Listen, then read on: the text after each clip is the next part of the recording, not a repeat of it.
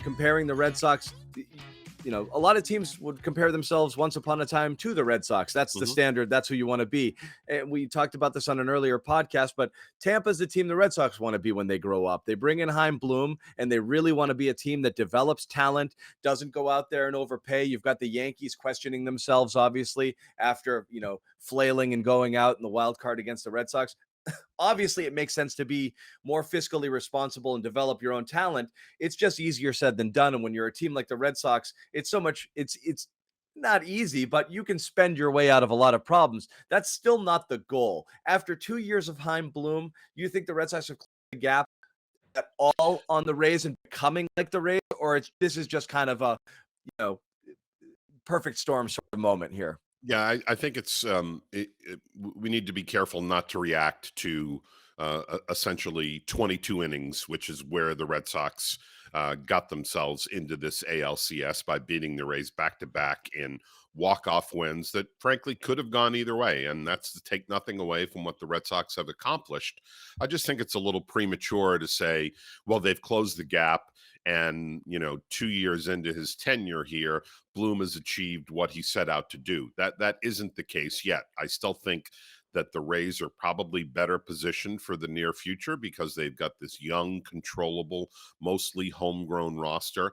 But you alluded to the fact that the Red Sox do have the resources that the Rays don't. And when I say that the Red Sox want to emulate Tampa Bay, I want to make clear I'm not advocating for a $75 million payroll, and that's never what the Red Sox were going to do anyway.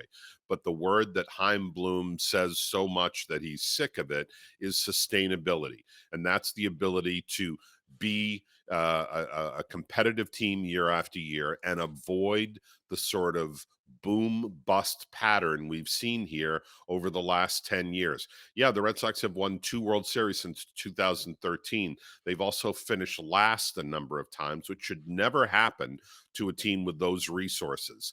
And what Bloom wants to do is really not anything that was evident necessarily on the Fenway Park field the last couple of nights, but it's more a top to bottom macro look at the organization where there is a deep farm system that is continually producing pieces for the major league roster, so that if a player leaves via free agency or you don't think it's worth retaining him, there are answers in the system. So it's not just about being in the ALCS, which is a good signal for where this organization is headed, but it's also below the surface that you don't necessarily see on nights like last night.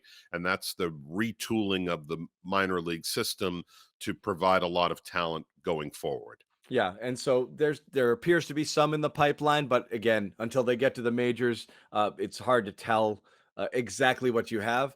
We saw, obviously, in the case of Jarren Duran this year, how overwhelmed he looked in his short stint. But there's promise there where there wasn't a couple of years ago, no doubt.